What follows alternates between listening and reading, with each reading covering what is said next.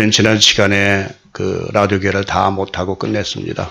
지난 시간에 그 신앙에 차든지 신앙이 덥든지 하라고 미지근한 신앙의 소유자를 주님은 토하여 내치라고 말씀하시면서 절대로 미지근한 신앙을 원치 않고 차든지 덥든지 둘 중에 택하라고 주님은 말씀하셨습니다. 오늘은 이제 주님께서 이제 라오디 교회에게 이제 요구하시는 말씀에 대해서 말씀드리겠습니다. 부자는 계속해서 더 부해지기를 원합니다. 부자는 계속하여 더 소유하고 누리기를 원합니다.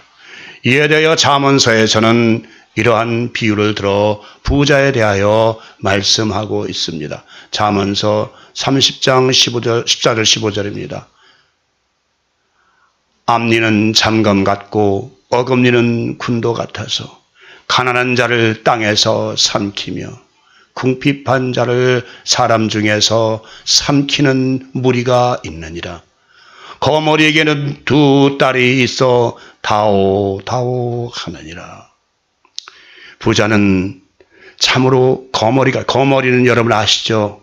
거머리는 먹어도 끝까지 붙어 다녀서 자기의 배가 터질 때까지 사람 몸에 붙어서 피를 빨아먹는 그런 악한 벌레입니다. 바로 부자는 이런 거머리와 같이 자꾸 주세요 또 주세요 다오 한다는 그런 비유를 거머리 비유를 들었습니다. 부자는 재물을 모으되 불법적으로 모으기 때문에 가난하고 빈곤한 자들로부터 비난의 소리를 듣습니다. 부자는 자기의 소유에 대하여 만족할 줄을 모르고 살기 때문에 그 마음에 평화가 없는 것입니다. 오늘 본문 말씀에서 부자라 부족한 것이 없다고 말한 것이 바로 부자는 재물이 그의 신이요 능력이기 때문에 하나님이 필요가 없다 하는 것입니다. 부족함이 없다 하는 것은 바로 재물 외에는 아무것도 필요가 없기 때문에 하나님을 믿을 필요가 없다는 것을 말하고 있습니다. 그러나 주님은 이들에 대하여 네가 재물은 가져서 부족함이 없다고 교만히 말하나 실상은 네가 가장 곤고하고 가련하고 가난하고 눈이 멀어 보지를 못하고 벌거벗어 너의 모든 수치를 드러내고 있다고 말씀하십니다. 그러므로 주님은 이들에게 세 가지 요구를 말씀하셨습니다. 첫째로 주님에게서 불로 연단한 금을 사서 곤고한 것과 가련한 것과 가난한 것을 부요하게 하라고 말씀하십니다. 이 말씀에서 곤고하고 가련하고 가난하다는 것은 재물이 없어 그러한 것이 아니라 영적으로 하나님의 말씀을 소유하지 못했기 때문에 빈곤하고 가난하다는 것입니다. 그러므로 주님은 주님으로부터 금을 사서 부요하게 하라고 말씀하십니다. 그것도 그냥 금이 아니라 불로 연단한 금을 사라고 말씀하십니다. 불로 연단한 금은 무엇을 의미합니까? 여러분들이 잘 아시다시피 이는 바로 완전한 믿음을 의미합니다. 바로 불시험을 통과하여 모든 고난으로부터 승리하여 견고하여진 믿음을 의미합니다. 베드로전서 4장 12절 13절에 보니까 사랑하는 자들아 너희를 연단하려고 오는 불시험을 이상한 일 당하는 것 같이 이상하게 여기지 말고 오히려 너희가 그리스도의 고난에 참여하는 것으로 즐거워하라. 이는 그의 영광을 나타내실 때에 너희를 즐거워하고 기뻐하게 하려 하심이라. 믿음은 반드시 시험을 통과한 믿음이어야 합니다. 아브라함도 그의 독자를 모리아산에서 희생제물로 바치려고 했을 때에 하나님께서 그를 믿음의 조상으로 인정을 하시게 되었던 것입니다.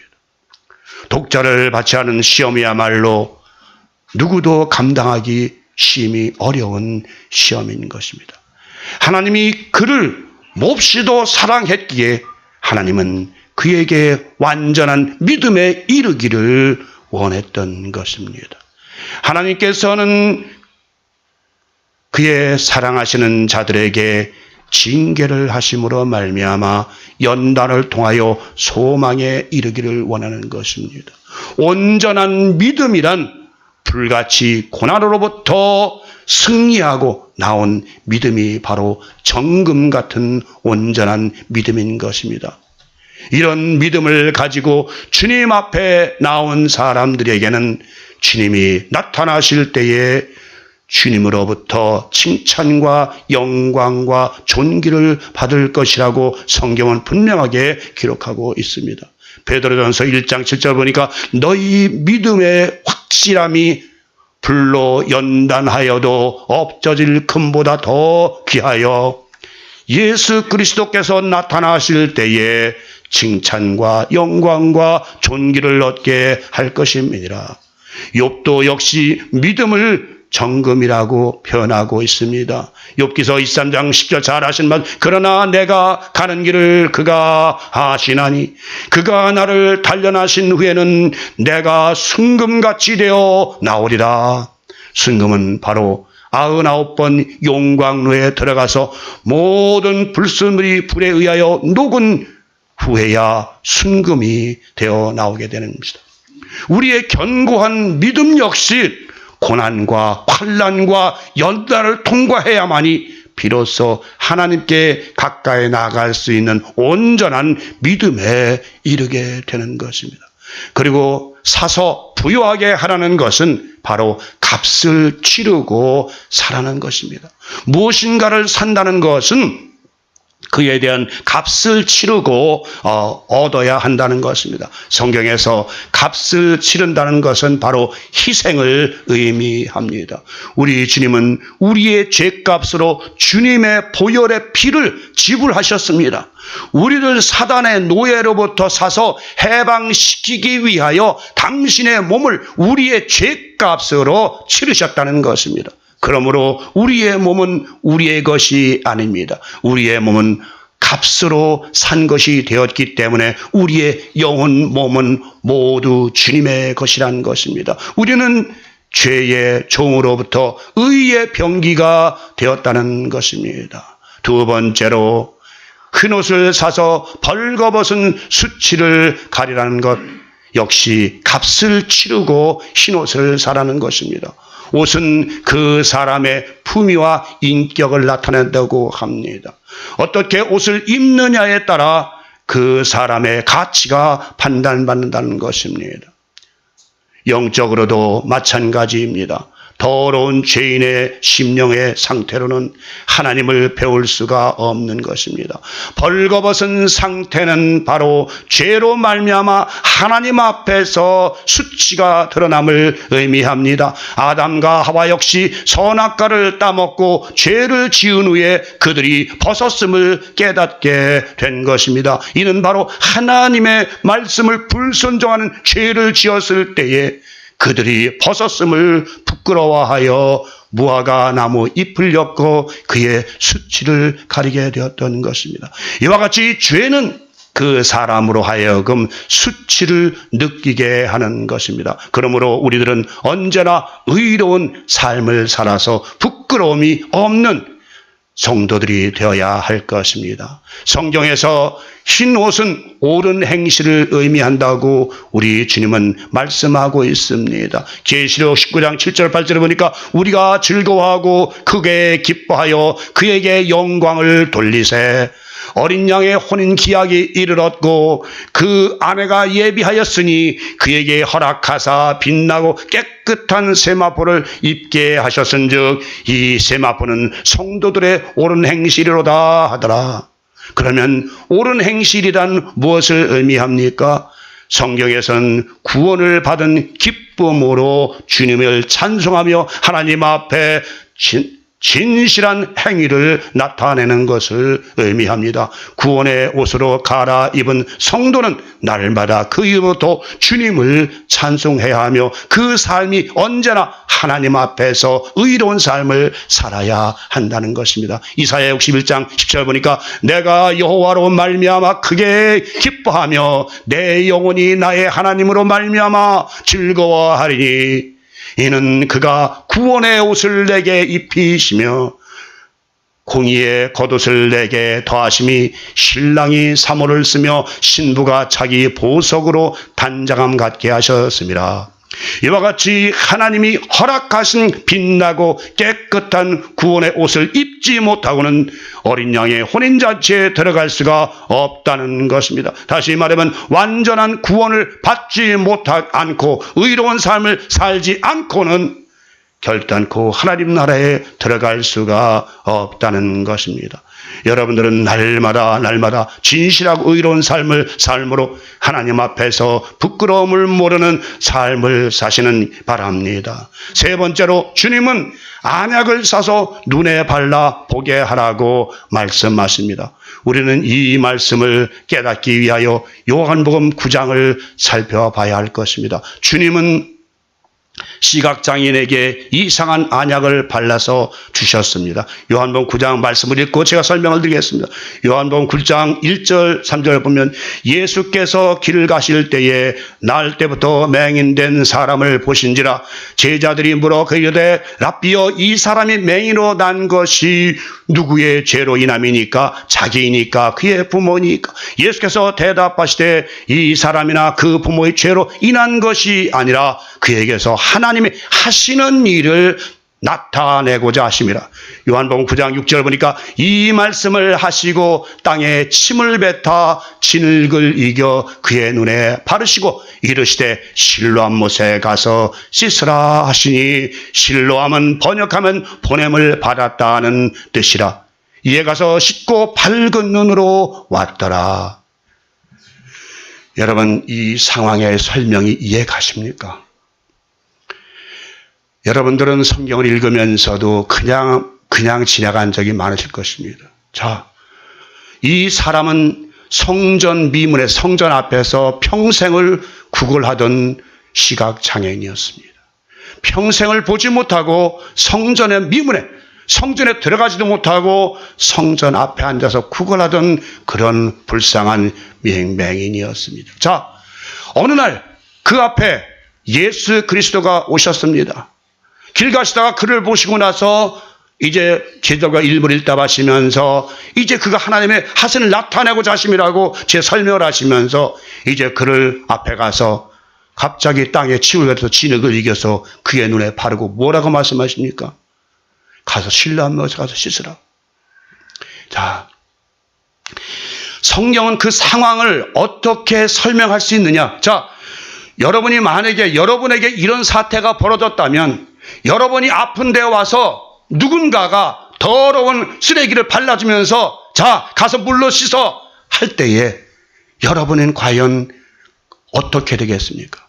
이 사람은 그가 주님인 줄 몰랐습니다. 아직도 이 사람은 그가 예수님도 몰랐기 때문에 진흙을 발랐어도 그가 예수 낭중에서야 알았습니다. 여러분 이 말씀의 의미를 여러분은 아십니까? 이제 여러분들은 이 말씀을 이해하기 위해서는 2000년 전이나 한국에서 있었던 민속, 토속 그런 치료법을 알아야 됩니다. 이스라엘에서도 역시 2000년 전에 시각장애인에게 진흙과 침을 바르면 낫는다는 그런 아마 전설이 있었던 것 같습니다. 사실 이렇게 되면 제 간증을 안 할 수가 없습니다. 저도 3살 때 시각장애에 대해서 평생을 보지 못하고 살았습니다. 참으로 제 입장을 보면 여러분들은 저를 얘기를 들으면서도 그럴 수 있겠지 하고 이해할 수가 있을지 모르지만 저는 그렇지 않습니다. 저는 6, 7살 때 이제 예산에 5안과라고 있었습니다. 그 안과에서 쌀 10가마만 주면 이 아들을 고쳐주겠다고 말해서 저는 눈에 백태만 끼었었거든요. 지금은 아무것도 아니죠. 백태 낀 거 지금은. 백내장은. 그런데 저희 집에서 안 고쳐주셨습니다. 그리고 무엇을 했습니까? 바로 이 시각장애인이 행했던 것처럼 저희 할머니께서 뭘 하신지 아십니까? 어린 6, 7살을 눈을 열고 강제로 열고서 제비똥을 갈아서 제 눈에다 넣었습니다.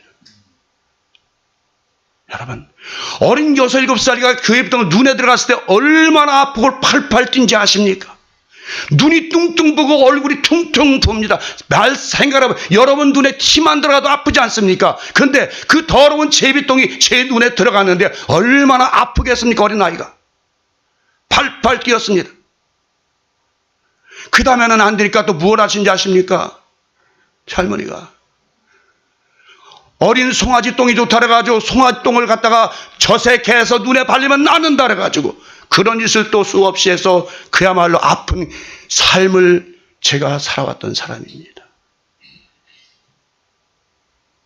오늘 제가 이 말씀을 읽으면서 우리 가족들이 나에게 했던 그 사실이 생각나서 여러분들에게 말씀을 드립니다.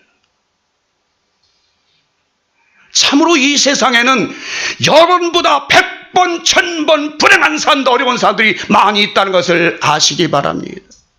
여러분 상태가 지금 불행하시다고 아프시다고 괴로우시다고 힘드시다고 하십니까? 그렇지 않습니다.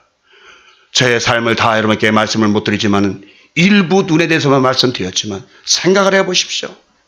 쌀열감하면 고칠 수 있다는 그 어린아이를 데려다가 세상에서 가장 더러운 짐승의 똥을 기운에다 집어넣고 고친다고 했으니 얼마나 비참하고 얼마나 가련하고 얼마나 추악한 행동인지 여러분 아십니까? 오늘 이 본문 말씀도 참으로 이상합니다. 주님께서는 그동안 시각장애나 모든 환자를 고칠 때 뭐라고 하면 내 믿음대로 될지어다, 또 손으로 안수하시고 내 믿음 될지어다고 그걸 고쳐주셨습니다.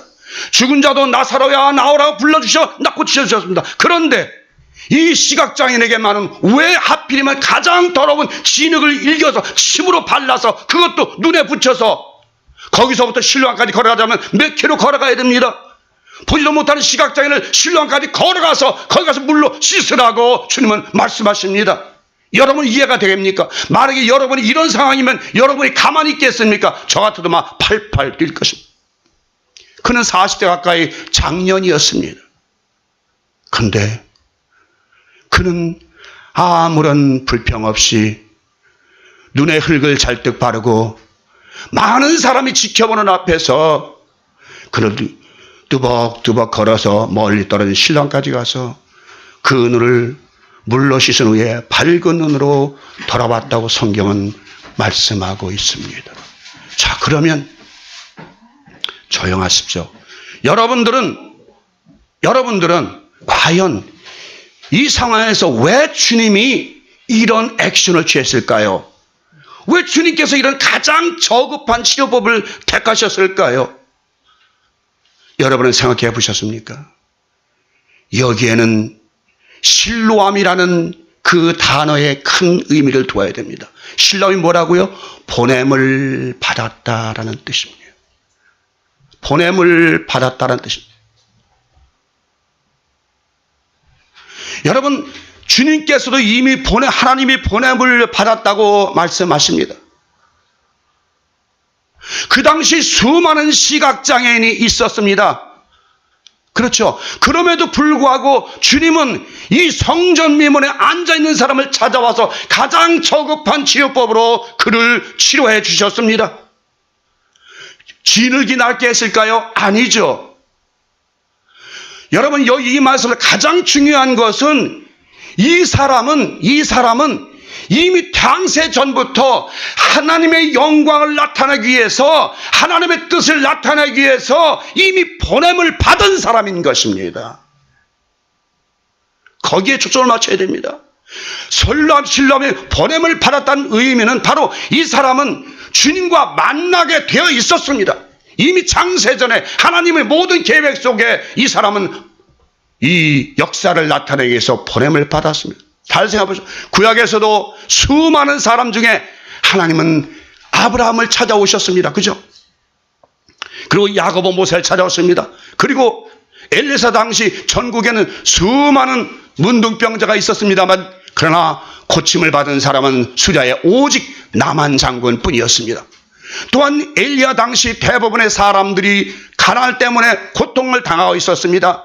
그러나 하나님은 엘리야를 오직 사르밧의 과부에게만 보내셔서 가난을 면하도록 하셨습니다. 그 외부터 하나님으로부터 보냄을 받은 자들은 참으로 많이 있습니다. 마지막으로 우리 주님은 수많은 지식이 있는 사람들이 많은데도 불구하고 무지한 어부들을 찾아와서 그들을 제자로 받으셨습니다. 그 중에도 12사람을 말입니다. 여러분, 보냄을 받았다는 이 의미는 상당히 중요한 의미입니다. 여러분 자신들도 보냄을 받은 사람들입니다. 오늘 요한복음에 나오는 이 9장 시각장애인은요, 보냄을 받은 자이기 때문에 묵묵히 모든 수치를 무릅쓰고 모든 부끄러움을 무릅쓰고 묵묵히 실로암못에까지 걸어가서 씻고 밝은 눈으로 돌아왔습니다. 두 번째는 이 사람의 믿음입니다. 그는 성전 매물에 몇십 년 동안 앉아 구걸하면서 오고 들어가고 난 사람들로부터 많은 하나님 말씀을 들었을 것입니다. 그래서 주님은 이 사람의 믿음을 시험하기 위해서 정말 이렇게 해도 이사가 불평불명 안 하고 끝까지 순종하는지 주님은 그를 믿음의 시험을 했던 것입니다. 그러나 그는 묵묵히 그 믿음을 통과해 나가서 밝은 눈으로 돌아왔다고 성경은 기록하고 있습니다. 오늘날 믿음이 없이는 아무것도 할 수 없습니다. 믿음이 없이는 하나님께 나갈 수도 없고 고침을 받을 수도 없습니다. 오직 하나님께만 매달릴 때에, 그분에게만 의지하고 기도할 때에 우리의 모든 삶이 해결되는 줄 믿으시기 바랍니다. 여러분 또한 하나님으로부터 보냄을 받은 사람이기 때문에, 하나님으로부터 이 창세전에 이 땅에 오기로 약속되어 있던 사람이기 때문에 하나님은 또 여러분을 통해서 하나님의 하시는 일을 나타내고자 하시는 것입니다. 어느 순간에 어느 때에 여러분을 통해서 하나님의 영광이 나타날지 알 수가 없습니다. 사랑하는 여러분, 여러분 꼭 기억하십시오. 저나 여러분 각자는 분명하게 하나님으로부터 보냄을 받은 자라는 것을 말입니다. 눈은 모든 사물을 보고 느끼는 지체를 의미합니다. 눈이 없으면 아무것도 볼 수도 없고 그러므로 아무 일도 판단할 수도 없습니다. 영적으로도 마찬가지입니다. 영의 눈이 없으면 어두워서 하나님의 신령한 세계를 볼 수가 없는 것입니다. 다시 말하면 하나님을 아는 지식이 없다는 것입니다. 그러므로 성경에서 눈을 선지자라고 말씀하고 있습니다.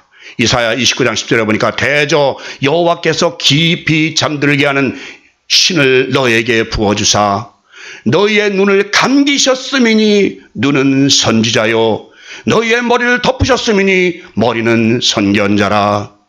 이와 같이 영적인 눈은 하나님을 볼 수 있는 영적인 지식을 가진 선지자를 의미한다는 겁니다. 이 영적인 지식이 없으면 언제나 흑암과 혼돈 속에서 살게 되는 것입니다. 하나님의 의로운 빛을 전혀 느낄 수가 없게 되는 것입니다. 그러므로 이런 사람들은 진흙으로 만들어진 안약이 아니라 살아있고 역사하시는 하나님의 말씀을 마음판에 새겨야 한다는 것입니다. 안약을 사서 바르라는 것은 바로 모든 것을 판단할 수 있고 느낄 수 있는 하나님의 말씀과 성령을 마음에 받고 새겨서 마음의 눈을 밝히라는 것입니다.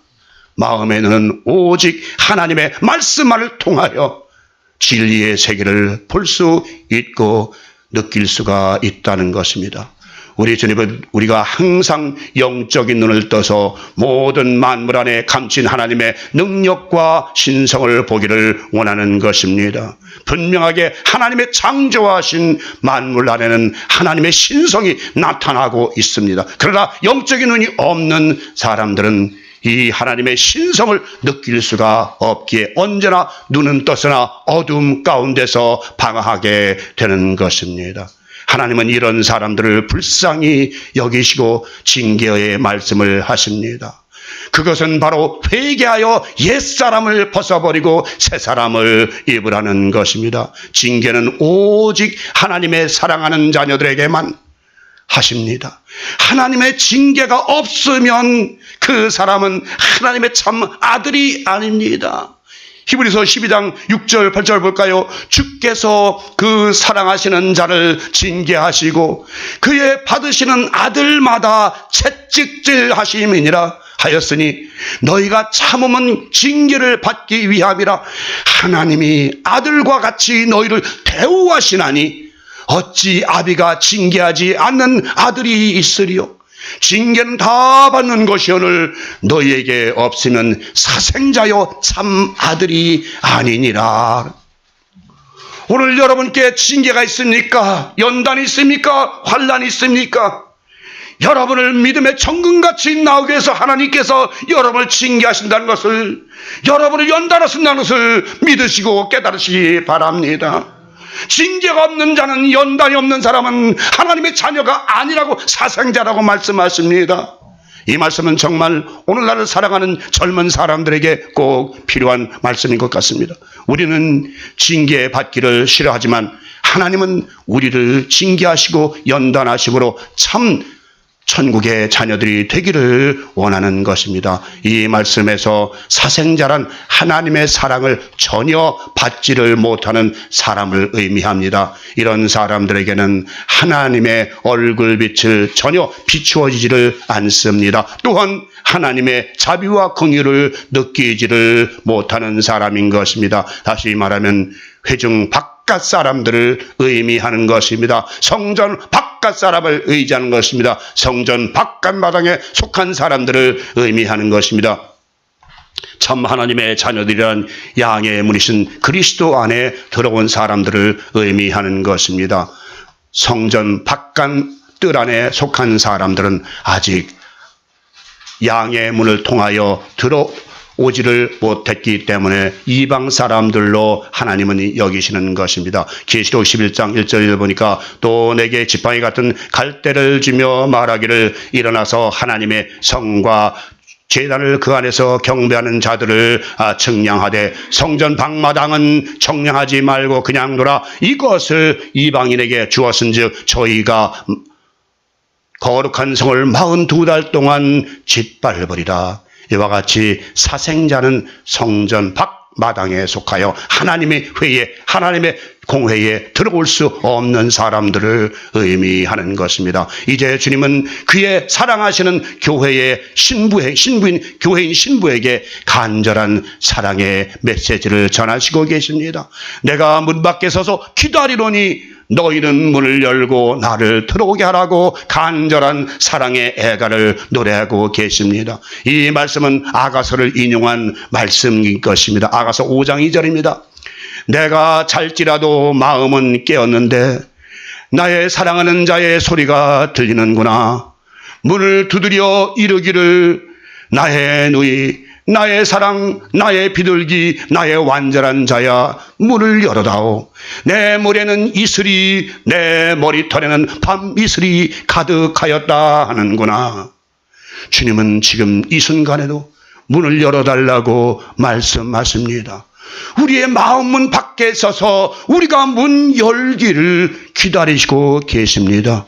우리 주님이 대문 밖에 서서 문을 두드리고 피 묻은 손으로, 못 박힌 손으로 두드리고 계시다는 것을 여러분 느끼지 못하십니까?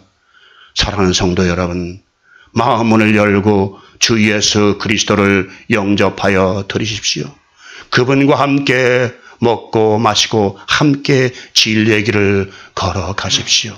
그분은 언제나 우리의 사랑의 대상이시며 우리의 의지가 되시는 분이십니다.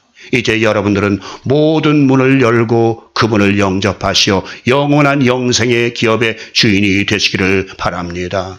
이제 주님은 그런 사람들에게 하나님의 보좌에 함께 앉게 해 주시겠다고 약속의 말씀을 하십니다. 이 보좌는 불같은 시험과 고난을 통과하여 완전한 순금이 되어 견고해진 믿음의 이런 사람들과 흰 세마포를 입고 영적인 눈이 밝아 신령한 진리의 세계를 볼 수 있는 눈을 가진 사람들에게 주시는 특별한 상급인 것입니다. 그러면 하나님의 보좌는 무엇으로 이루어졌습니까?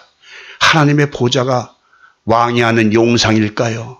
시편 89편 14편에 이렇게 되어 있습니다. 공의와 정의가 주의 보좌에 기초라. 인자함과 진실함이 주의 앞에 있나이다. 시편 97편 2편은 구름과 흑암이 그에게 둘렸고 의와 공평이 그 보좌에 기초로다. 이와 같이 하나님의 보좌는 의와 공평으로 이루어졌다는 사실을 알아야 할 것입니다. 하나님이 인간들의 왕이 앉는 그런 용상에 앉으시는 것이 아니라 언제나 하나님은 의와 공평이 있는 곳에는 하나님께 거하신다는 것을 아셔야 할 것입니다. 여러분들이 의와 공의를 행하게 되면 여러분은 바로 하나님의 보좌에 같이 앉으시는 것입니다. 주님은 그의 제자들에게도 12 보좌에 앉아있게 해주시겠다고 말씀하셨습니다. 마태복음 19장 27절 29절 보니까 이에 베드로가 대답하여 이르되 보소서 우리가 모든 것을 버리고 주를 따라 싸운데 그라온즉 우리가 무엇을 얻으리까? 예수께서 이르시되 내가 진실로 이르노니 세상이 새롭게 되어 인자가 자기 영광의 보좌에 앉을 때에 나를 따르는 너희도 12 보좌에 앉아 이스라엘 12 지파를 심판하리라. 또 내 이름을 위하여 집이나 형제나 자매나 부모나 자식이나 전토를 벌인 자마다 여러 배를 받고 또 영생을 상속하리라 말씀하고 계십니다. 여러분, 이 보좌는 물론 12 보좌, 하늘에도 분명한 보좌는 있을, 그것은 의로운 사람, 공평과 정의를 행한 자들, 바로 의로운 사람들이 앉는, 바로 그들이 앉는 곳에는 언제나 하나님의 보좌가 된다는 것입니다.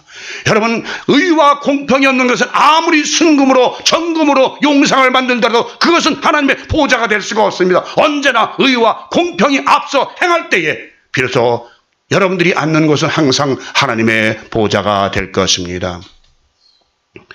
말씀을 마치겠습니다. 여러분들은 멸망으로 가는 넓은 길로 가시지 마시고 생명의 길은 좁은 길을 따라 걸어가십시오. 지난번에도 말씀드렸습니다. 넓은 길은 멸망의 길입니다. 유혹의 길이요, 고난의 길이요, 슬픔의 길입니다. 좁은 길, 진리의 길로 걸어가십시오. 믿음은 바라는 것들의 실상이요 보지 못하는 것들의 증거입니다. 바로 여러분들은 견고한 믿음 안에서 의로운 삶을 삶으로 해서 영적인 눈을 떠서 신령한 세계를 볼 수 있는 성도들이 되시기 바랍니다. 오늘도 우리 주님은 사랑하시는 자녀들을 사랑의 매로 징계하십니다. 지금 이 순간에도 우리 주님은 여러분들의 다친 마음에 문을 열어달라고 문 밖에 서서 부르시고 계십니다. 여러분, 우리 교회도 지금 전도사님이 심한 고통 속에서 아픔 속에서 오랫동안 고생을 하고 있습니다. 그러나 실망하지 마십시오. 좌절하지 마십시오. 하나님께서 그 딸을 사랑하시기에 이제 조금이 지나면, 얼마 지나면 그 모든 고통에서, 모든 환난에서 벗겨 주실 것을 분명히 압니다. 그때까지 그 딸은 기다리고 참고 기다리며 하나님만 매달리고 하나님만 의지하고 사람을 의지하지 않고 하나님만 의지할 때, 주여 나는 이제 아무도 의지할 데가 없나이다. 남편도 다시도 의지할 데가 없고 오직 하나님 아버지만 의지하겠사오니 주여 나를 받으소서. 나를 뜻대로 하옵소서. 주의 뜻대로 하옵소서. 내 주여 뜻대로 하옵소서. 지난번에 말씀드린 것처럼 431장 이제 목사님이 어느 곳에서 부흥집회라고 왔을 때 보니까 집이 다 불에 타고 세 딸도 불에 다 죽었습니다. 그럴 때 엎드려서 주여 내 주여 뜻대로 하옵소서. 살든지 죽든지 주님의 뜻대로 하옵소서 찬송하시길 여러분이 말씀드리지 않았습니까? 이제 우리 전사님도 죽게 매달려서 살든지 죽든지 예수 그리스도의 뜻대로 하시옵소서. 당신의 사랑과 당신의 손길을 기다리오니 오직 당신만이 나를 치유할 수 있고 당신만이 나를 어루만질 수 있사오니 주여 치료하는 강서를 내게 보내주시옵소서라고 온전히 주님께만 기도하는 딸이 되시기를 주의 이름으로 바랍니다. 축원합니다. 이제 그동안 굳게 닫혔던 문을 열고 주님을 영접하심으로 해서 영원한 의와 공평으로 이루어진 보좌에 앉아 영생을 누리시는 성도들이 되시기를 성부와 성자와 성령의 이름으로 간절히 축원을 드립니다.